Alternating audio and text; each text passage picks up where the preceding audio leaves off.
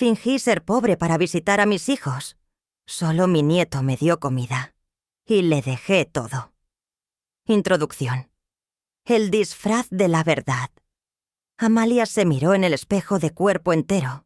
Y por primera vez en 30 años, no reconoció a la mujer que le devolvía la mirada. No estaba en su ático de 3 plantas con vistas al parque de la ciudad. No estaba en su oficina de caoba, en el piso 50 del edificio Artica Holdings, el imperio que había construido con su difunto esposo, Arturo. Estaba en un pequeño apartamento de una habitación en el casco antiguo de la ciudad, un lugar que mantenía en secreto.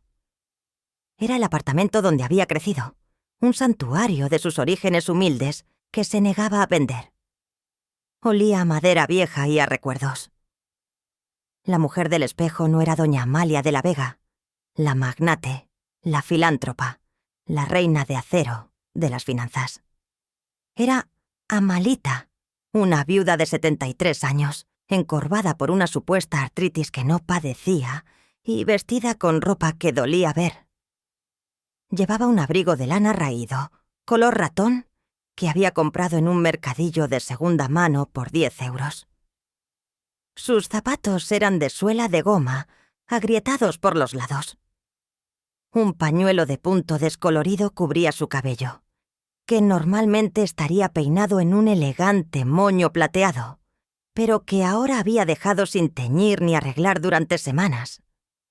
Su bolso, un modelo de polipiel agrietado, contenía un monedero con exactamente 50 euros y un teléfono móvil de prepago. «¡Ay, Arturo!», susurró Amalia al espejo, sus ojos claros y penetrantes pareciendo fuera de lugar en ese rostro cansado. «Si me vieras ahora, dirías que he perdido el juicio». Pero Amalia no había perdido el juicio. Estaban a punto de tomar la decisión más importante de su vida.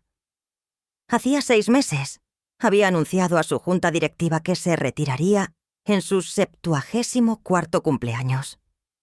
El puesto de CEO de Artica Holdings, un conglomerado valorado en miles de millones de euros, quedaría vacante. Y con él, la presidencia de la Fundación de la Vega, una de las organizaciones benéficas más grandes del país. Tenía 2 herederos naturales, su hijo, Ricardo, y su hija Elena. Ricardo, el mayor, era un tiburón de las finanzas. Frío, calculador y obsesionado con la óptica del éxito. Vivía en una mansión de cristal y acero en la urbanización más cara de la ciudad, con su esposa, Silvia, una mujer cuya única ambición era aparecer en las portadas de las revistas de sociedad. Elena, la menor, era una curadora de arte, o al menos, así se llamaba a sí misma. Era vanidosa, dramática, y había desarrollado un desdén alérgico por cualquier cosa que no fuera lujo de primera clase. Estaba casada con un hombre débil, Borja, que la seguía como un perrito faldero. Amalia los amaba, porque eran sus hijos, pero no confiaba en ellos. Había visto cómo trataban al personal. Había oído los susurros sobre cómo se referían a la fundación de caridad de sus padres como la sangría de dinero de mamá.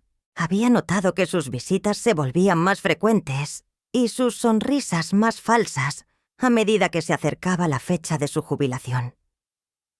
Así que Amalia, la mujer que nunca perdía una partida de ajedrez, ideó un último juego. Durante los últimos 3 meses, había estado filtrando información a través de su abogado. Pequeños rumores. Amalia está perdiendo facultades. Ha estado haciendo donaciones extrañas. Ha vendido acciones sin consultar. Había vaciado sus cuentas personales, transfiriendo la mayor parte de su fortuna líquida a un fondo fiduciario secreto, dejando solo lo suficiente para que sus hijos, si investigaban, vieran a una mujer cuya fortuna menguaba peligrosamente. Y ahora, la jugada final. El disfraz. Quiero ver cómo me tratan cuando piensen que ya no soy la fuente del dinero. Le había dicho a su abogado, Mateo Vargas, el único que conocía el plan. Quiero ver quiénes son cuando creen que la reina de acero se ha oxidado. El conflicto. La visita y el hambre. Amalia había llamado a sus 2 hijos esa mañana, desde su teléfono de prepago. «Hola, Ricardo». Su voz, intencionadamente temblorosa y frágil. «No me encuentro muy bien. ¿Podría ir a vuestra casa esta noche? Necesito hablar con vosotros». Silencio al otro lado. Luego, un suspiro de impaciencia. «¿Esta noche, mamá? Es que Silvia y yo tenemos un... Por favor, hijo. Es importante». «Bien, mamá. Pero no vengas tarde. A las 8. Luego llamó a Elena. «Hija mía». «¿Mamá? Qué raro tu número. ¿Estás bien?» «No mucho, cariño. ¿Puedo verte hoy? Estoy un poco asustada». «Ay, mamá, qué drama. Hoy imposible. Tengo una inauguración. Imposible.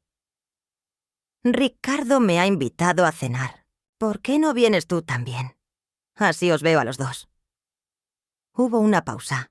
Amalia sabía que Elena no soportaba que Ricardo tuviera una ventaja sobre ella.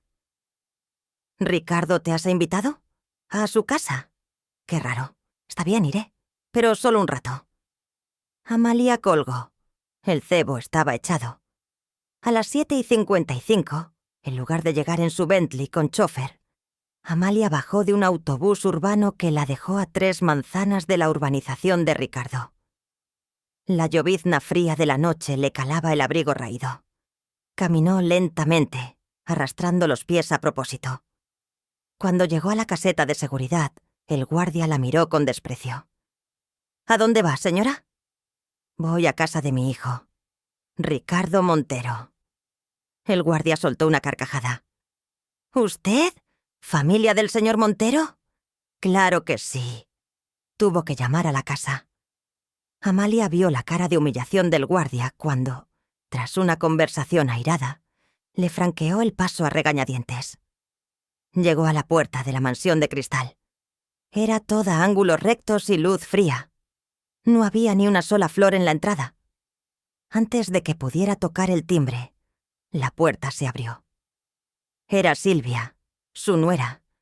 Estaba vestida con un traje de pantalón blanco impecable, que probablemente costaba más que el apartamento de Amalia en el casco antiguo. Su rostro perfectamente maquillado pasó del asombro al horror y luego a una furia helada en menos de 3 segundos. «¡Madre mía!», susurró Silvia sin moverse para dejarla pasar. «Ricardo, ven aquí ahora mismo». Ricardo apareció detrás de ella, aflojándose la corbata. Su cara de tiburón financiero se descompuso al verla. «Mamá, ¿qué te has puesto? ¿Vienes de una fiesta de disfraces?» Amalia se aferró a su bolso de polipiel. «Hola, hijo. Hace frío. ¿Puedo pasar?» Silvia bloqueaba la entrada. «No. Espera. Estás mojada. Y hueles a autobús. Vas a manchar el suelo de mármol italiano. Quédate en el felpudo». En ese momento, Elena llegó en su descapotable deportivo que aparcó bruscamente detrás del coche de su hermano. Bajó envuelta en un abrigo de piel falsa, por supuesto, pero carísima. «¡Qué horror de tráfico! ¿Sabéis quién...?» Se detuvo en seco al ver a Amalia en el umbral. «¿Mamá? ¿Eres tú? Pero bueno, pareces una mendiga. ¿Qué te ha pasado? ¿Te han robado?» «No, hija, no me lo puedo creer», chilló Elena. «No pienso entrar contigo vestida así. La gente nos está viendo. Es la urbanización de Ricardo. ¡Qué vergüenza!». Ricardo, rojo de ira y humillación, agarró a su madre por el codo con una fuerza innecesaria. «¡Basta los 2! Entra, mamá, entra ya». La arrastró hacia adentro y cerró la puerta de golpe. «¡A la cocina! Ahora». La empujó por un pasillo de servicio hasta la inmaculada cocina de acero inoxidable, un lugar tan estéril que parecía un quirófano. «Siéntate», le ordenó señalando un pequeño taburete de metal en un rincón, el que usaba el servicio. Amalia se sentó, sus pies doloridos colgando, sin tocar el suelo. Elena, Ricardo y Silvia la rodearon, mirándola como si fuera un bicho raro. «¿Qué significa esto, mamá?», exigió Ricardo.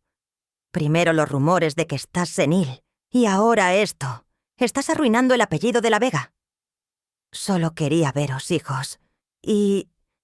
Amalia jugó su carta más patética. «No he comido nada en todo el día. El autobús tardó mucho. ¿Tenéis algo? ¿Un poco de pan? ¿Una sopa? Tengo mucha hambre». La petición pareció golpearles como un insulto. Silvia soltó una risa aguda y cruel. «¿Hambre? ¿Quieres que te demos de cenar?» «Amalia, por el amor de Dios. He encargado catering japonés de 500 euros la cabeza para la cena. No voy a dejar que lo manches todo con tu olor a pobreza». «Silvia tiene razón, mamá», dijo Elena mirándose las uñas. «Es de muy mal gusto pedir comida así.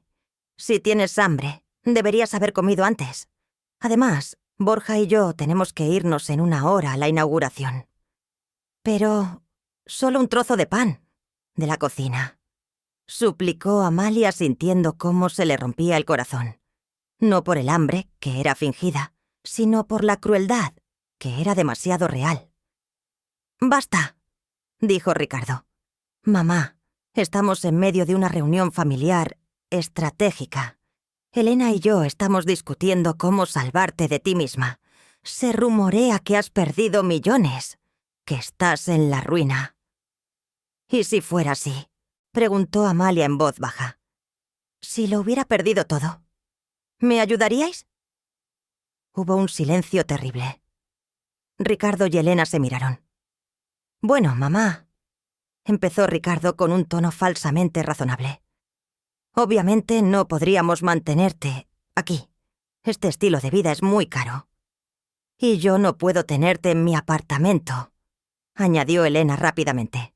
«No tengo espacio y arruinarías la decoración. Pero podríamos buscarte una residencia, una bonita, pública, por supuesto». Amalia sintió que el aire se le escapaba. Una residencia pública. Sus hijos, que habían recibido coches deportivos en sus cumpleaños número 18, que habían ido a los mejores internados de Suiza, la enviarían a un asilo público si se quedaba sin dinero. «Entiendo», dijo ella con una voz que era apenas un susurro. «Bien», dijo Silvia, aplaudiendo. «Ahora que eso está claro, ¿podemos volver a la cena? Mis invitados están llegando. Mamá, tú te quedarás aquí, en la cocina. No hagas ruido. Y no toques nada». Sus hijos se dieron la vuelta y salieron de la cocina, discutiendo ya en voz baja sobre cómo conseguir la tutela legal de Amalia y proteger los activos restantes. Amalia se quedó sola en el taburete del rincón. La puerta del comedor se cerró y pronto oyó el sonido de la música, las risas, el tintineo de las copas.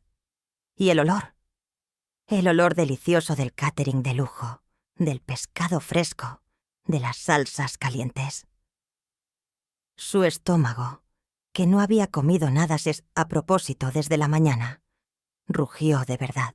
No era parte del plan, pero el hambre física se sumó a la emocional, creando una sensación de miseria absoluta. «Tenían razón», pensó. «Soy una tonta, una vieja tonta y sentimental». Estaba a punto de levantarse e irse, de llamar a su chofer y poner fin a esa farsa, cuando la puerta de la cocina se abrió con un leve chirrido. Amalia levantó la vista, esperando ver a la criada a la que Silvia sin duda trataría mal. Pero no era la criada, era Mateo, su nieto, el hijo de Ricardo y Silvia, de 16 años. Mateo era un chico callado, que siempre parecía estar en las esquinas de las fotos familiares, con los ojos tristes. Sus padres se quejaban de que era demasiado sensible y una decepción. El chico la miró, con los ojos muy abiertos, llenos de una emoción que Amalia no pudo descifrar de inmediato. Vergüenza. ¿Abuela? Susurró como si tuviera miedo de que lo oyeran. Mateo, cariño. Yo te oí. Oí lo que decían mis padres. Y mi tía. Amalia intentó sonreír. No te preocupes por... No, la interrumpió él, y su voz adolescente se quebró. Está mal.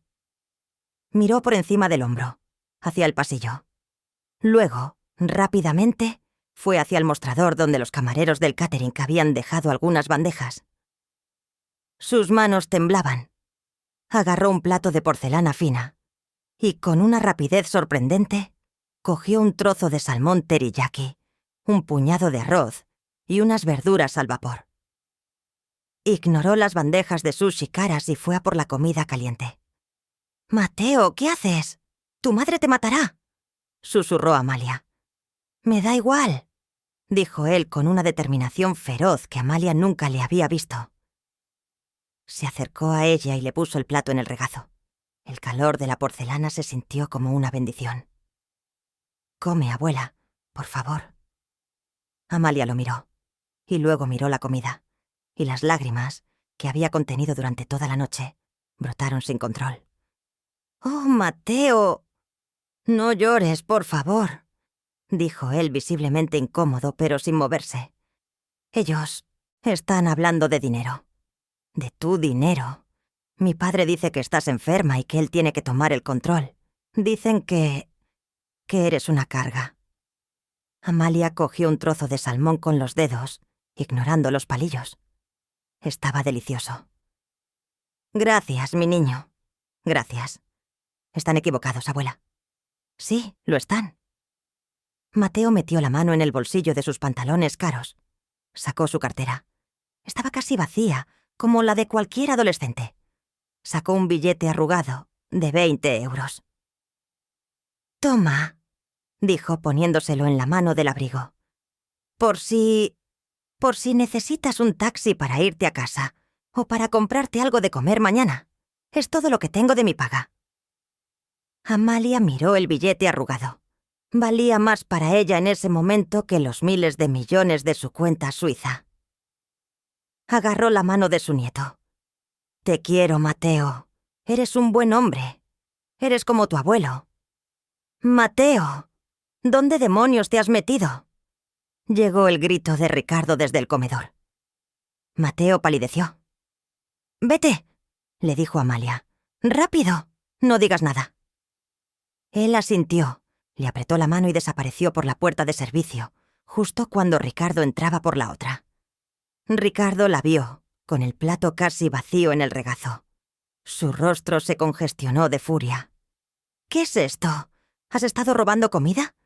Te dije que no tocaras nada. Es comida de invitados». Amalia se puso de pie, dejando el plato en el taburete. Se limpió los dedos en su abrigo raído, un gesto deliberado. «Gracias por la hospitalidad, Ricardo». Elena, sus 2 hijos la miraban desde la puerta, con sus invitados detrás, curiosos por el escándalo en la cocina. «La verdad es que ya me iba», dijo Amalia. Metió la mano en el bolsillo de su abrigo y sacó el billete de 20 euros que Mateo le había dado. Lo sostuvo en alto, para que todos lo vieran. «Mi nieto, Mateo, acaba de darme dinero para un taxi. Qué generoso, ¿verdad? Con lo cara que está la vida». Ricardo y Silvia se pusieron lívidos. La implicación era clara. «No tienes que preocuparte por la residencia pública, Elena», continuó Amalia, su voz recuperando un poco de su antiguo acero. «Ni por mi tutela, Ricardo. He decidido que estoy mucho mejor por mi cuenta». «¿Qué? Mamá, espera. No te vayas así», dijo Ricardo.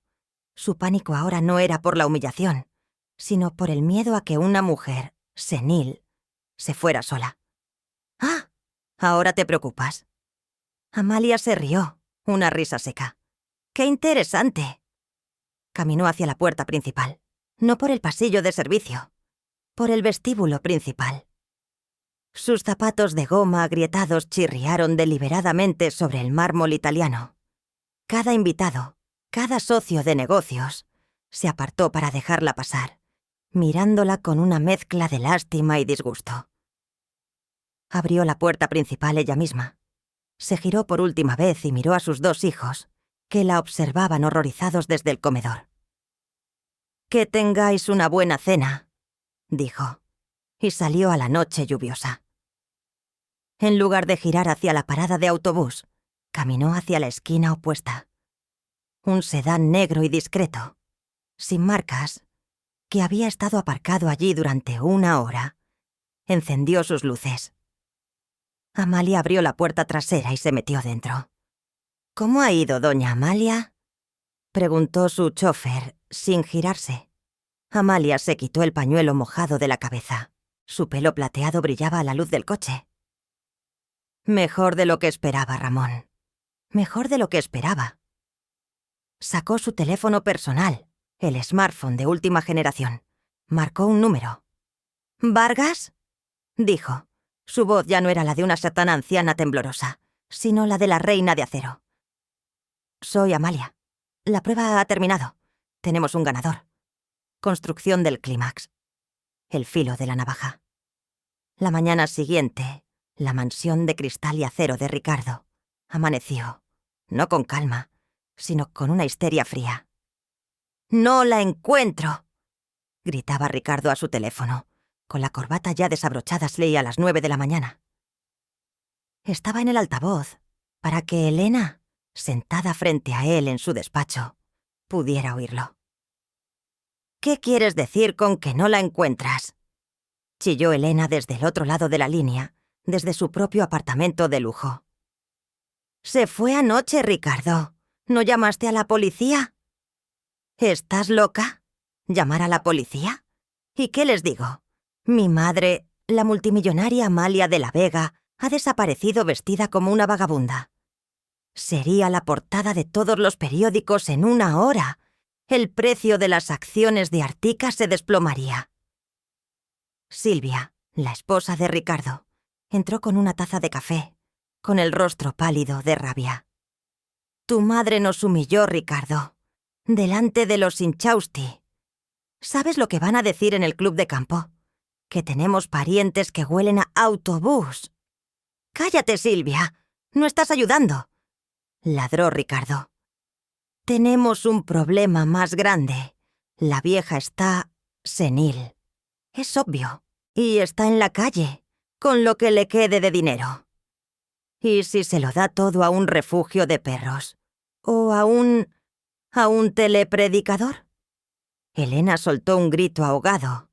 La idea de que su herencia terminara en manos de un telepredicador era más aterradora que la desaparición de su madre. «Tenemos que actuar», dijo Elena, su voz bajando un tono, volviéndose calculadora. «Tenemos que protegerla, de sí misma». «Exacto», dijo Ricardo, entendiendo el código. «Tenemos que declararla incompetente». «Pero para eso necesitamos a Vargas», dijo Silvia con veneno. «Mateo Vargas, el viejo abogado sabueso de tu madre. Él es el albacea de todo». «Vargas nos ayudará», afirmó Ricardo con una confianza arrogante. «Es un empleado, como todos. Entenderá que la empresa necesita estabilidad, y nosotros somos la estabilidad. Elena, ven a mi oficina. Vamos a llamar a Vargas juntos. A 20 kilómetros de distancia, en el ático de la Reina de Acero. Amalia de la Vega no parecía una mujer perdida. Se había dado un baño de 2 horas. Su cabello plateado estaba envuelto en una toalla de seda. Llevaba una bata de cachemira y estaba sentada en su terraza privada, con vistas al parque de la ciudad.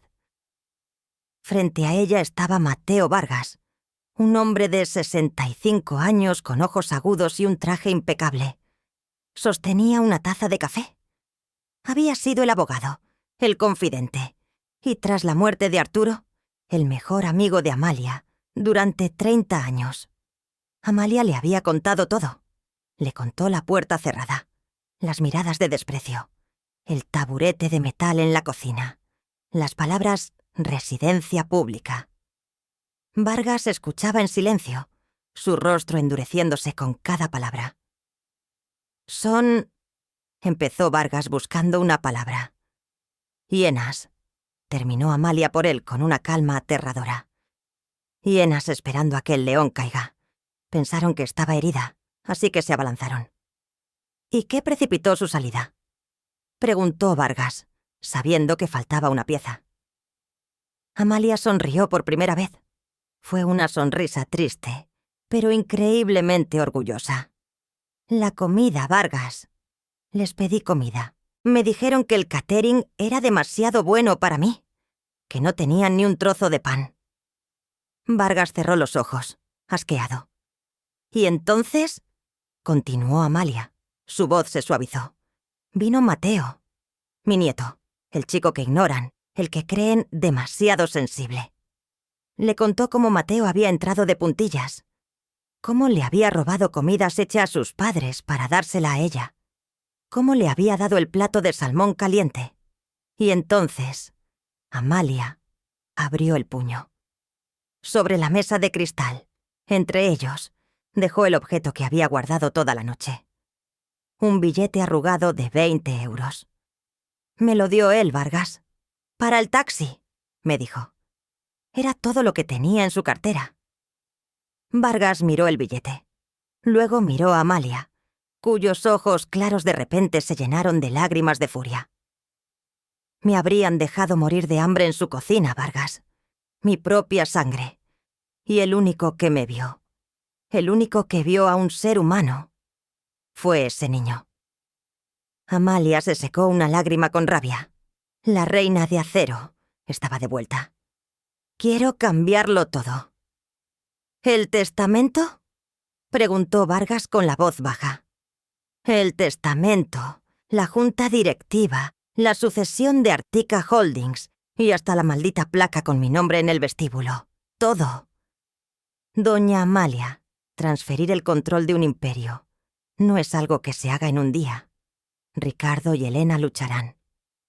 «¡Que luchen!», replicó Amalia. «Me pasé la vida construyendo un legado para dos mocosos malcriados que no saben el valor de nada. Ahora voy a pasar el resto de mi vida construyendo un futuro para el único que lo sabe todo. Quiero que Mateo, mi nieto, lo tenga todo». «Es menor de edad», señaló Vargas. «Y por eso te tengo a ti. Crearemos el fideicomiso más blindado de la historia de este país. Un fideicomiso que él no pueda tocar hasta que tenga 25 años, pero que tú administrarás en su nombre. Sus padres no olerán ni un céntimo. Vamos a sacar a Ricardo y a Elena de la Junta, inmediatamente». En ese preciso instante, el teléfono personal de Vargas vibró sobre la mesa. El identificador de llamadas decía: «Ricardo Montero». Amalia y Vargas se miraron.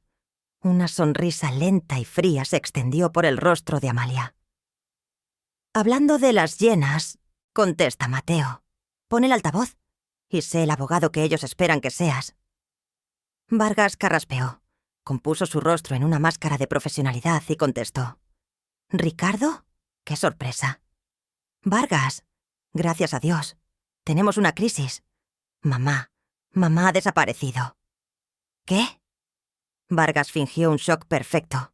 «¿Desaparecida? ¿Cómo?». «Es lo que intentamos decirle. Apareció anoche en mi casa». «Oh, Vargas, estaba horrible. Desorientada, sucia, hablando de que estaba en la ruina. Creemos que tiene demencia». Amalia, escuchando, levantó una ceja. «¿Demencia? Interesante». «Y ahora se ha ido», continuó Ricardo. «Tememos por su seguridad y, francamente, Vargas, tememos por la empresa. Si se corre la voz...». «Entiendo», dijo Vargas con un tono grave y cómplice. «Entiendo perfectamente. La estabilidad, los activos, deben ser protegidos». «Exacto, exacto», dijo Ricardo, aliviado de que Vargas estuviera de su lado. Necesitamos... Bueno, necesitamos tomar el control, por su propio bien. Iniciar los trámites para una tutela. Usted tiene todos los papeles, ¿verdad? Por supuesto. Pero algo así debe hacerse. Con discreción. Y con autoridad. ¿Qué sugiere? Preguntó Elena, que claramente le había arrebatado el teléfono a Ricardo. Sugiero, dijo Vargas mirando a Amalia mientras ella le daba instrucciones en silencio con las manos. Una reunión de emergencia de la Junta Directiva y de la familia. Este viernes, en la sede central de Artica Holdings, en la sala de juntas principal. Avisaré a los demás miembros. Ustedes traigan cualquier prueba que tengan de su preocupación. Tenemos muchas pruebas, Vargas. Muchas, dijo Ricardo, con un tono siniestro que implicaba médicos comprados e informes falsificados. Perfecto. Entonces, el viernes a las 10 en punto. Yo intentaré localizarla por mi parte. No se preocupen. Resolveremos esto. Vargas colgó. El silencio en la terraza fue absoluto. Pruebas, ¿eh? Dijo Amalia saboreando la palabra. ¿Quieren jugar, Vargas? Muy bien, juguemos. Los siguientes 3 días fueron un borrón de actividad frenética. Para Ricardo y Elena, fue una carrera para consolidar su poder. Se reunieron con 2 médicos amigos, pagándoles generosamente para que redactaran informes, basándose en comportamientos erráticos de los últimos meses, que atestiguaban el rápido deterioro cognitivo de Amalia. Se reunieron con los miembros menores de la Junta, prometiéndoles vicepresidencias y bonos si apoyaban su toma de control temporal. Estaban eufóricos. La desaparición de Amalia era la excusa perfecta. Entrarían a la reunión del viernes como los salvadores preocupados y saldrían como los nuevos reyes de Artica Holdings. Mientras tanto, Amalia trabajaba. Desde su ático, que ahora era una fortaleza legal, ella y Vargas no dormían. No podemos simplemente transferir las acciones a Mateo, explicó Vargas. Ricardo y Elena lo impugnarán como un acto de locura, usando sus médicos falsos. Entonces no lo transferiremos. Lo ganaremos, dijo Amalia. Llamó a su equipo de contadores. Quiero una auditoría completa de las cuentas de gastos de mis hijos en los últimos 5 años. Cada cena, cada viaje, cada gasto de representación. Ahora. Mientras sus hijos preparaban informes médicos falsos, Amalia recibía informes financieros reales. Los números eran escalofriantes.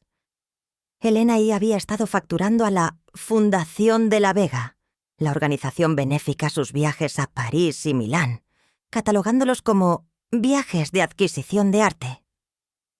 Ricardo había creado una empresa fantasma, una consultora, a nombre de su esposa Silvia, que facturaba a Artica Holdings millones al año por servicios de asesoría que nunca se habían prestado. Era un robo, descarado, arrogante y, sobre todo, estúpido. Creyeron que la caja nunca se acabaría, murmuró Amalia mirando las hojas de cálculo. Esto no es solo inmoral, doña Amalia, dijo Vargas pálido. Esto es un delito. Fraude fiscal, malversación de fondos. Sí, dijo Amalia. Es la munición que necesitábamos. La noche antes de la reunión, Amalia volvió a su apartamento secreto en el casco antiguo. Se puso su disfraz, el abrigo raído, el pañuelo. Pero esta vez llevaba algo más.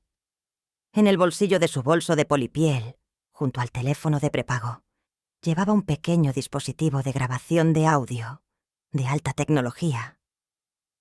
Fue a la mansión de Ricardo. Eran las 9 de la noche. Se saltó la seguridad, ahora sabía el código, y fue directamente a la puerta de servicio, la de la cocina. Como esperaba, la puerta estaba sin llave, para la criada. Entró. La casa estaba en silencio. Oyó voces en el estudio de Ricardo. Eran él, Silvia y Elena. Estaban celebrando. Oyó el descorche de una botella de champán. Amalia se deslizó por el pasillo de servicio, su corazón latiendo con fuerza. Se detuvo junto a la puerta del estudio, oculta en la oscuridad, y encendió la grabadora. «Por la demencia senil», brindó Ricardo, y se oyeron risas.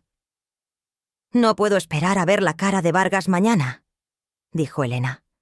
«Él cree que nos está ayudando, pero el viejo tonto nos está entregando el reino». «Lo mejor», dijo Silvia con su voz de arpía, «es cuando lo internemos en el Reposo Dorado. Ese asilo público que ella quería para sí misma. Le conseguí la peor habitación, la que da al patio de Calderas». «Es justicia poética», se rió Ricardo. «Mañana, a esta hora, seré el CEO. Y tú, hermanita, dirigirás la fundación». «Por supuesto», dijo Elena. «Lo primero que haré será cancelar esas donaciones estúpidas a los refugios. Necesito un presupuesto nuevo para la gala de arte». Amalia se quedó allí, en la oscuridad, con el abrigo que olía a naftalina, y sintió el hielo correr por sus venas. La peor habitación, la que da al patio de Calderas. Apretó la grabadora en su mano. Tenía todo lo que necesitaba. Silenciosamente, retrocedió y salió de la casa. La mañana del viernes llegó, gris y fría. La sala de juntas del piso 50 de Artica Holdings estaba llena. Los miembros de la junta, Ricardo, Elena, Silvia como apoyo moral, y sus 2 médicos comprados, sentados en la parte de atrás como expertos. Ricardo y Elena estaban en las sillas principales, junto a la cabecera de la mesa. La silla de la presidencia, la de Amalia, estaba vacía. Vargas estaba de pie junto a la silla, con una pila de carpetas. «Gracias por venir», dijo Ricardo, tomando la palabra, su voz llena de una falsa gravedad. «Como saben, estamos aquí por una crisis. Mi madre, Amalia de la Vega». «Está perfectamente bien de salud, Ricardo». La voz de acero resonó desde los altavoces de la sala. Todas las cabezas se giraron. La gran pantalla de vídeo al final de la sala, que había estado negra, cobró vida. Mostraba a Amalia. Pero no era la reina de acero, en su traje de poder. Era Amalita. Estaba sentada en el taburete de metal de la cocina de Ricardo, con su abrigo raído, el pañuelo en la cabeza. Parecía pequeña, frágil y terriblemente pobre. La cámara estaba claramente oculta, mostrando la cocina estéril detrás de ella. Ricardo y Elena se quedaron boquiabiertos. «¿Mamá? ¿Qué es esto? ¿Un vídeo?», tartamudeó Ricardo. «Silencio, Ricardo. Es mi turno de hablar», dijo la Amalia del vídeo. Y luego miró directamente a la cámara oculta. «He venido a la reunión de SGM de emergencia», dijo. «Pero, ¿saben? Me gusta más este atuendo. Es más honesto». Y entonces se puso de pie, salió del plano de la cámara y un segundo después, la puerta de la sala de juntas se abrió de golpe. Amalia de la Vega entró, en persona, vestida exactamente como en el vídeo, con su abrigo raído, su pañuelo y su bolso de polipiel. Se detuvo en la puerta mirando a sus hijos boquiabiertos, a los médicos aterrorizados y a la junta directiva estupefacta. Caminó lentamente por la sala, el sonido de sus zapatos de goma agrietados siendo lo único que se oía en la alfombra de lujo. Llegó a la cabecera de la mesa. Miró a Ricardo y a Elena, que estaban blancos como el papel. «¿Decías algo de una crisis, Ricardo?», preguntó ella, con una voz suave como la seda, pero cortante como el diamante. «El clímax, el banquete de la reina de acero». La quietud en la sala de juntas era tan absoluta que el zumbido de los servidores en el piso de abajo parecía un rugido. Ricardo y Elena estaban congelados. No era el shock de ver a un fantasma, era el horror de ver a un juez. Ricardo, siempre el primero en reaccionar en una crisis de mercado, fue el primero en intentar recuperar el control. Pero su voz normalmente un barítono autoritario, salió como un chillido agudo. «Mamá, ¿qué estás haciendo? Apaguen ese vídeo. Y quítate. Quítate esa ropa ridícula. Estás avergonzando a la empresa». «¿Yo?», preguntó Amalia, dando otro paso lento hacia la cabecera de la mesa.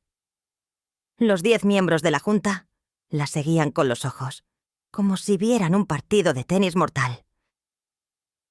«Yo soy la que avergüenza a la empresa».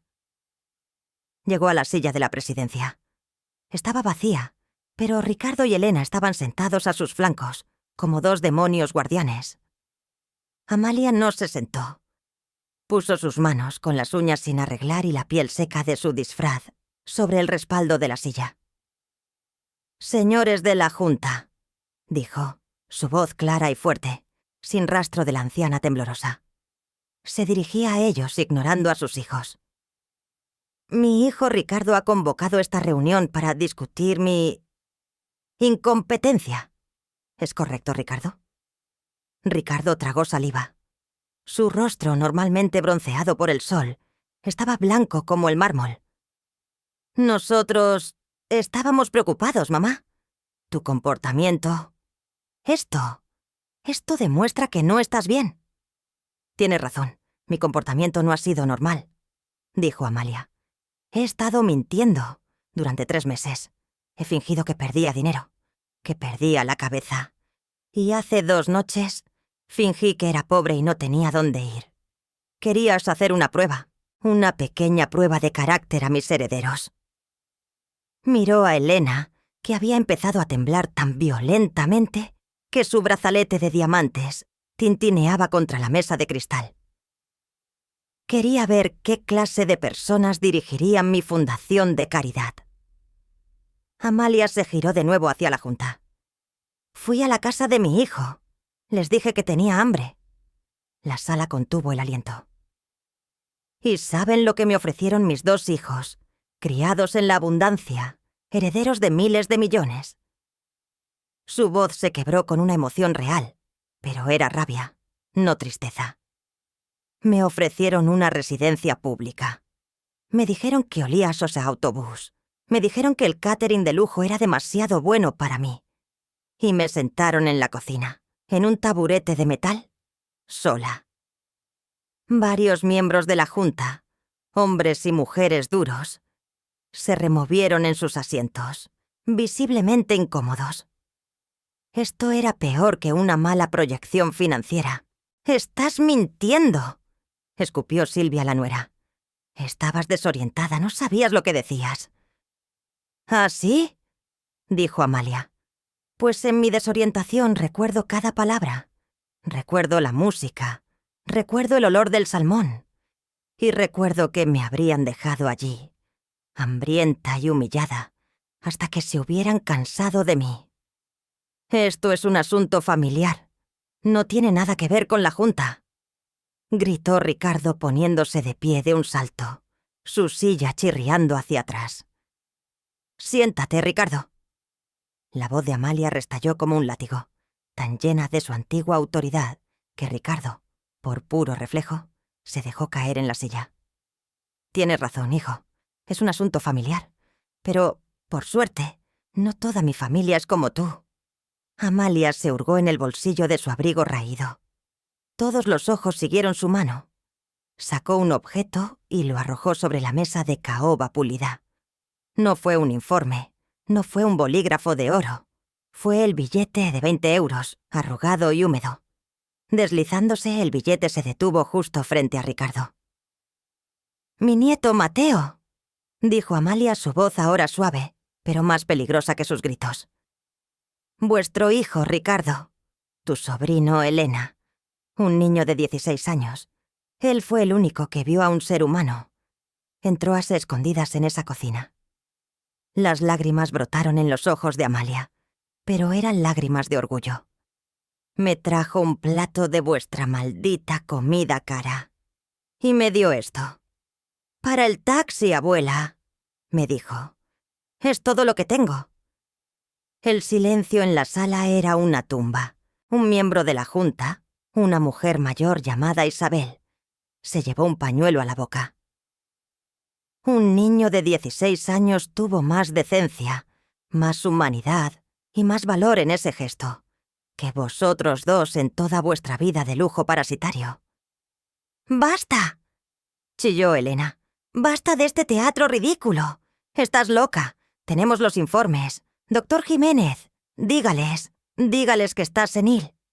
Los dos médicos de la fila de atrás, que habían estado intentando hundirse en sus sillas, se pusieron pálidos. El doctor Jiménez se levantó, temblando. Bueno, yo... basado en los informes... ¿Qué informes, doctor Jiménez?, preguntó Amalia girándose hacia él. ¿Los que le pagó mi hijo ayer? ¿O los que está a punto de recibir de la Junta de Ética Médica cuando mi abogado termine con usted? El doctor se sentó de golpe, como si le hubieran disparado. ¿Creen que estoy loca?, preguntó Amalia a la sala. ¿O creen que estoy enfadada? Déjenme que les aclare la duda. Se acercó a Ricardo y Elena, tan cerca que casi podía tocarlos. Ellos retrocedieron. La demencia es algo terrible, ¿verdad?, susurró. ¿Saben cómo lo sé? Porque anoche oí una conversación muy interesante. De su otro bolsillo sacó el pequeño grabador de audio digital. Lo colocó sobre la mesa. Estaban tan seguros de que yo estaba incapacitada que celebraron su victoria un poco pronto, con champán. Ricardo y Elena se miraron. El pánico absoluto, puro y animal, se apoderó de sus rostros. «Mamá, no», susurró Elena. Amalia apretó play. La sala de juntas se llenó con sus propias voces, amplificadas, cristalinas. Voz de Ricardo. «¡Por la demencia senil!». Voz de Elena. «No puedo esperar a ver la cara de Vargas mañana». Voz de Silvia. «Le conseguí la peor habitación, la que da al patio de Calderas». Voz de Elena. «Lo primero que haré será cancelar esas donaciones estúpidas a los refugios». Con cada palabra, un miembro de la Junta se ponía más pálido. Isabel, la mujer mayor, jadeó de horror. Los aliados de Ricardo lo miraban ahora con un desprecio absoluto. Amalia detuvo la grabación. El silencio que siguió fue más violento que cualquier grito. Ricardo tenía la boca abierta, jadeando silenciosamente. Elena estaba llorando, pero no eran lágrimas de tristeza. Eran lágrimas calientes y silenciosas de humillación y rabia. Su máscara de sociedad se había derretido, dejando al descubierto el monstruo que había debajo. Silvia se había puesto de pie y estaba retrocediendo hacia la puerta, como si quisiera huir de la escena del crimen. «Así que, como ven, señores», dijo Amalia volviendo a su silla, «mis hijos no solo son crueles, son estúpidos. Y eso, en los negocios, es un pecado mucho mayor». «¡No puedes hacernos esto!», gritó Ricardo, su voz finalmente explotando. «He dado mi vida a esta empresa». «Has robado a esta empresa», replicó Amalia. Se giró hacia Mateo Vargas, que había estado de pie en un rincón, con una expresión sombría de satisfacción profesional. «¿Vargas? ¿Tienes los informes que pedí?» «Sí, doña Amalia», dijo Vargas. Él y dos ayudantes se movieron con una eficiencia militar. Colocaron una carpeta de cuero gruesa frente a cada miembro de la Junta, y una frente a Ricardo, y otra frente a Elena. «¿Qué es esto?», masculló Elena. «Es la auditoría que ordené hace 3 días», dijo Amalia. «Sobre vuestros gastos. Ábrela, Elena. Ve a la página 4. ¿Ves ese viaje a Milán? El que cargaste a la fundación. El mismo fin de semana que la Semana de la Moda. ¡Qué coincidencia tan maravillosa!». Elena dejó escapar un sollozo ahogado. «¿Y tú, Ricardo?», dijo Amalia, su voz bajando a un gruñido. Página 10. Consultoría Silvia. ¡Qué inteligente! Pagarle a tu propia esposa 2 millones al año por... ¿Qué era? Ah, sí. Asesoría estratégica. Decidme, Silvia, ¿qué estrategia fue esa? ¿Cómo elegir el color de los yates? Ricardo hojeó las páginas, su rostro pasando del blanco al rojo y luego a un aterrador gris verdoso. Estaba hiperventilando. Esto es confidencial. Esto es un delito, tronó Vargas hablando por primera vez. Esto es fraude, malversación de fondos y conspiración para defraudar a los accionistas. Exactamente, dijo Amalia. Se acercó a la silla de la presidencia. Se quitó lentamente el pañuelo de la cabeza, dejando ver su elegante cabello plateado. Se quitó el abrigo raído, dejándolo caer al suelo como si fuera una piel muerta. Debajo, llevaba un sencillo pero impecable vestido de negocios de color negro. La transformación estaba completa. La reina de acero estaba de vuelta en su trono. «Señores de la Junta», dijo, su voz ahora tranquila, fría y absolutamente letal. «Tenemos varios puntos en el orden del día». Miró sus notas que había sacado de su elegante bolso de cuero, que Vargas le entregó discretamente. Punto 1. Votación para la destitución inmediata, con causa de despido, de Ricardo Montero de la Vega como director de operaciones, por grave falta de confianza y malversación de fondos. Punto 2. Votación para la destitución inmediata de Elena Montero de la Vega como directora de la Fundación de la Vega, por fraude y uso indebido de fondos de caridad. Punto 3. Votación para autorizar a Pasenda nuestro equipo legal a iniciar acciones penales y civiles contra Ricardo Montero, Elena Montero y Silvia Rojas, para recuperar hasta el último céntimo que han robado a esta compañía. Se hizo un silencio. Amalia levantó su mano. Como accionista mayoritaria, con el 51 de los votos, apruebo las 3 mociones. ¿Alguien se opone? Nadie se movió. Nadie respiró. Los aliados de Ricardo miraban sus carpetas como si fueran su sentencia de muerte. «Excelente. Se aprueba por unanimidad», dijo Amalia. Ricardo emitió un sonido, un gemido gutural. «Mamá, por favor». «No me llames así», dijo Amalia sin mirarlo. «Para ti, soy la señora de la Vega. Y tú, estás despedido». Se giró hacia la puerta, donde 2 miembros de seguridad, que Vargas había llamado discretamente, acababan de aparecer. «Seguridad, por favor, acompañen al señor Montero, la señora Montero y la señora Rojas fuera del edificio. Ya no trabajan aquí. Asegúrense de que se lleven solo lo que quepa en una caja de cartón. Oh, esperen, no tienen oficina, así que solo sus bolsos». Silvia soltó un grito y se abalanzó, no sobre Amalia, sino sobre su marido. «¡Tú! ¡Tú lo arruinaste todo! Me dijiste que estaba senil. Me dijiste que era seguro». Elena, por su parte, se había derrumbado sobre la mesa.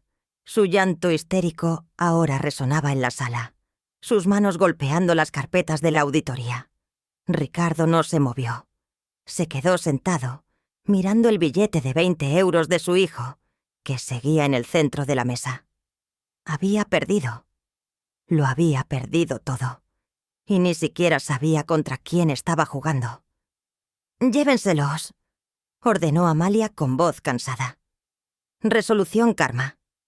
El eco de la caída. La salida de la sala de juntas no fue una simple despedida.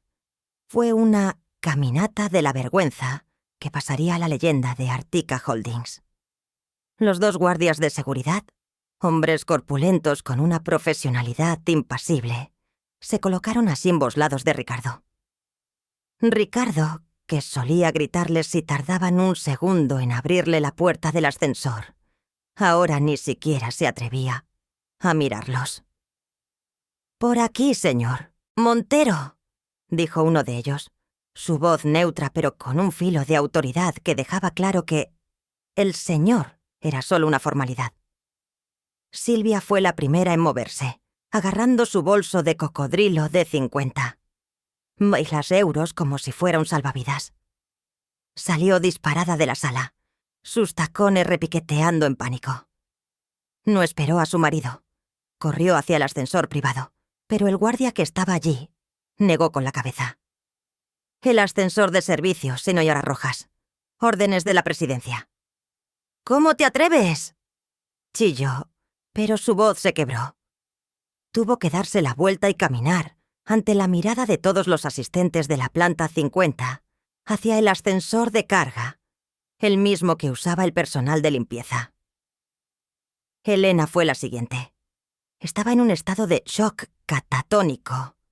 Las lágrimas habían arruinado su maquillaje de 1000 euros, dejando surcos negros en su rostro pálido. Se movía como un autómata. Uno de los guardias la guió suavemente por el codo. Ricardo fue el último. Mientras caminaba por el largo pasillo de cristal, pasó junto a su propia oficina. Vio a su secretaria, la misma a la que había estado acosando sutilmente durante años, que lo miraba, no con lástima, sino con una fría satisfacción. Ella ya estaba empaquetando sus cosas. La junta directiva observó desde la puerta de la sala de reuniones cómo sus 2 herederos fallidos eran escoltados. Cuando las puertas del ascensor de servicio se cerraron, Amalia se giró hacia la junta, que seguía en un silencio sepulcral. «Señores, disculpen la interrupción», dijo como si acabara de lidiar con un pequeño problema de mantenimiento. «Vargas, por favor, pida café para todos. Tenemos una empresa que salvar».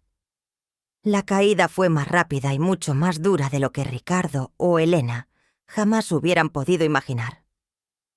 Amalia no estaba bromeando con las acciones legales.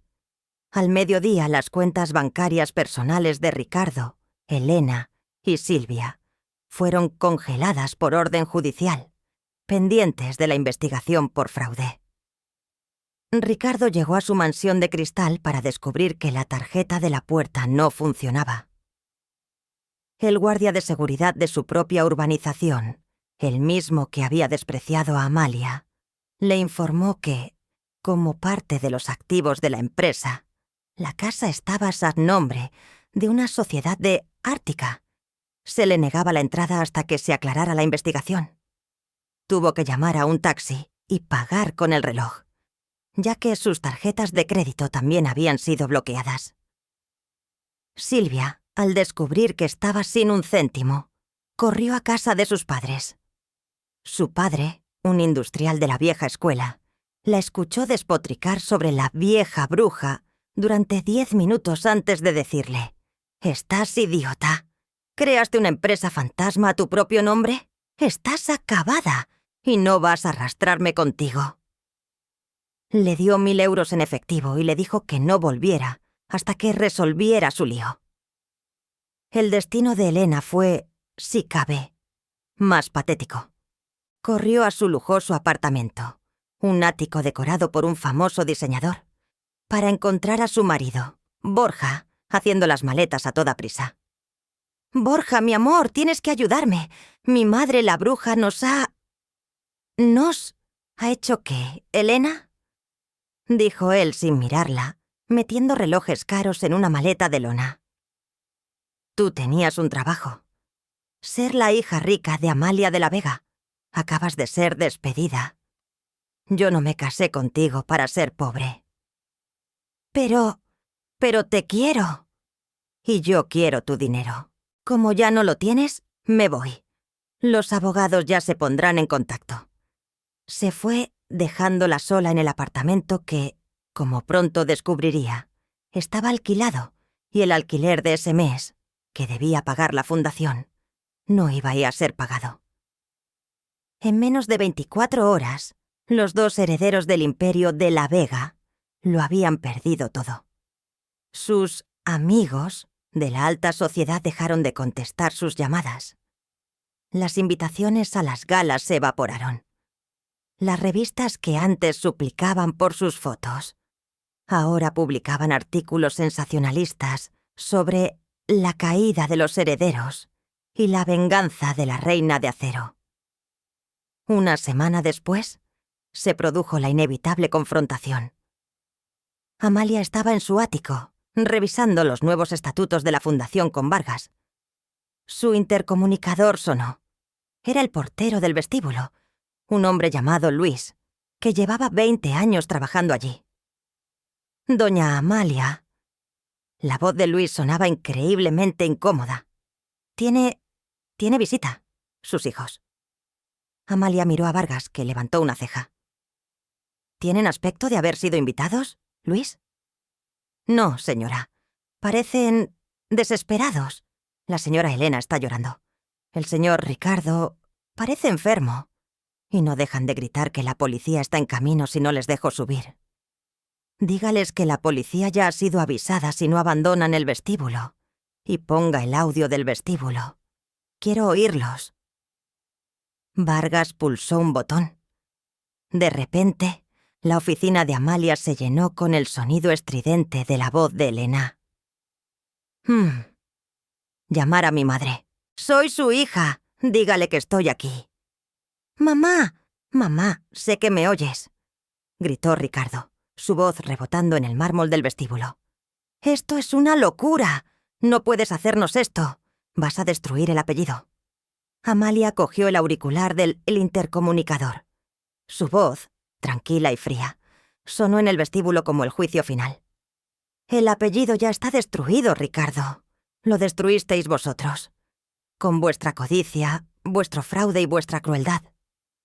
Mamá, por favor, lloró Elena. Borja me ha dejado.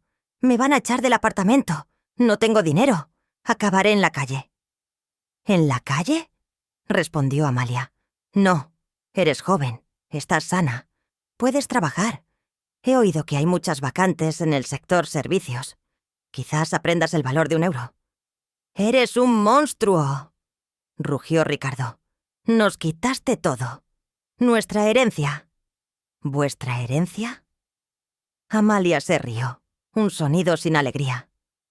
¿Creíais que os la habíais ganado por nacer? Yo construí Artica Holdings con vuestro padre desde la nada.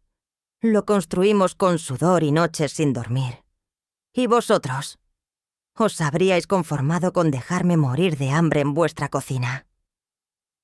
Hubo un silencio de muerte en el vestíbulo. Por favor, susurró Ricardo, su rabia rota suplicando. ¿Qué quieres? ¿Que nos arrodillemos? Lo haremos. ¿Quieres que te pidamos perdón? ¡Perdón! Estamos arrepentidos. No, dijo Amalia. No estáis arrepentidos. Estáis atrapados. Hay una gran diferencia. Hizo una pausa y luego pronunció la sentencia final. Anoche, cuando os grabé, oí a Silvia decir que me había conseguido la peor habitación en el asilo público, la que daba al patio de Calderas. Su voz bajó, volviéndose gélida. Os haré un trato. No iréis a la cárcel por el resto de vuestras vidas. Mi equipo legal se asegurará de que la fiscalía os ofrezca un acuerdo. 2 años de prisión por fraude, si devolvéis todo. Y luego saldréis, sin nada, libres de empezar de cero, libres de encontrar vuestra propia habitación con vistas al patio de Calderas. Es más misericordia de la que vosotros me mostrasteis a mí. No, no puedes. 2 años, balbuceó Ricardo. Es eso, o me aseguraré de que sean 20. Ahora salid de mi edificio. Amalia colgó el intercomunicador. Vargas la miró, asombrado por su dureza. Fueron despiadados, doña Amalia. No, Vargas, dijo ella girándose para mirar la ciudad. Fui justa. Hay una gran diferencia. Ahora al trabajo. Tenemos que nombrar a un nuevo presidente para la fundación. Ricardo y Elena aceptaron el acuerdo. Las noticias mostraron sus perp walks, paseos de los acusados entrando al juzgado, vestidos con trajes baratos, irreconocibles de las figuras de la alta sociedad que habían sido. Fueron sentenciados. Silvia, implicada en la consultoría, también recibió una sentencia suspendida y una multa que la dejó en la bancarrota. El trío tóxico había sido neutralizado. Conclusión. El verdadero heredero, Con sus hijos lidiando con las consecuencias de sus actos, Amalia se centró en el futuro. El primer punto del orden del día fue la fundación de La Vega. Disolvió la junta de amigas de Elena y canceló la gala de arte de 1 millón de euros. En su lugar, anunció una nueva iniciativa. Una donación de 20 millones de euros para crear una red de comedores sociales y residencias para ancianos de bajos recursos. La prensa lo llamó un acto de filantropía brillante. Amalia sabía que era simplemente una promesa. «Nadie debería pasar hambre en la cocina de otro», dijo en la rueda de prensa. Pero quedaba el asunto más importante. Artica Holdings. Y su nieto. Mateo estaba viviendo un infierno. Su padre estaba en la cárcel. Su madre, Silvia, estaba viviendo en un apartamento de una habitación, culpándolo a él por ser amable con la bruja y arruinarlos a todos. Amalia sabía que no podía simplemente entregarle un imperio a un chico de 16 años. Eso solo crearía otro Ricardo. Un sábado por la tarde, Amalia se saltó su chofer. Condujo ella misma su coche, un Volvo discreto, no el Bentley, hasta el apartamento de Silvia. Tocó el timbre. Mateo abrió. El chico había perdido peso. Parecía asustado y cansado. «¿Abuela?» «Hola, Mateo. ¿Puedo pasar?» Silvia salió de la cocina con el pelo sin teñir y una bata vieja. Al ver a Amalia, su rostro se contorsionó de odio. «Tú, vienes a regodearte, a quitarnos lo último que...» «Cállate, Silvia», dijo Amalia sin mirarla, sus ojos fijos en Mateo. «No he que venido a verte a ti. He venido a Tepfe a hacerle una oferta que era a mi nieto». Se giró hacia Mateo. «Tus padres han cometido errores terribles y están pagando por ellos. Tú eres la única persona en esa familia que demostró tener el alma de tu abuelo». «Yo no hice nada», susurró Mateo avergonzado. «Te equivocas. Hiciste todo. Me diste comida cuando me moría de hambre. Y me diste esto». Amalia sacó de su bolso su cartera de lujo. Y de dentro sacó el billete de 20 euros. Se lo tendió. «Quiero que te quedes esto. Quiero que lo conserves. Porque a partir de hoy vas a aprender lo que realmente vale». Le explicó el plan. «He creado un fideicomiso. El fideicomiso 20 euros. Mateo Vargas y yo somos los administradores. Contiene toda mi fortuna, toda la compañía. Y un día será tuyo». Mateo la miró, horrorizado. «No, yo no quiero el dinero. El dinero lo arruinó todo». «Exacto», dijo Amalia, y sonrió por primera vez en semanas. «Me alegra que digas eso. ¿Por qué no te lo voy a dar?» Le explicó que no vería ni un céntimo de ese dinero hasta que tuviera 30 años, y solo si cumplía ciertas condiciones. «A partir del lunes, vendrás a vivir conmigo». «No puedes llevarte a mi hijo», gritó Silvia. «Puedo, y lo haré. La custodia es mía. Tu abogado recibirá los papeles hoy mismo. O puedes luchar contra mí, y te aseguro que la corte verá la grabación de la habitación del patio de Calderas. Tú eliges». Silvia cerró la boca de golpe. «Vivirás conmigo, Mateo», continuó Amalia. «Terminarás la escuela pública, no la privada. Y cada día, después de la escuela, no irás a jugar videojuegos.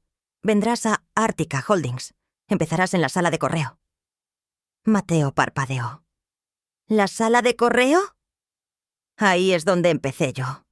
Y tu abuelo empezó limpiando zapatos. Aprenderás cada departamento. Aprenderás el nombre de cada empleado.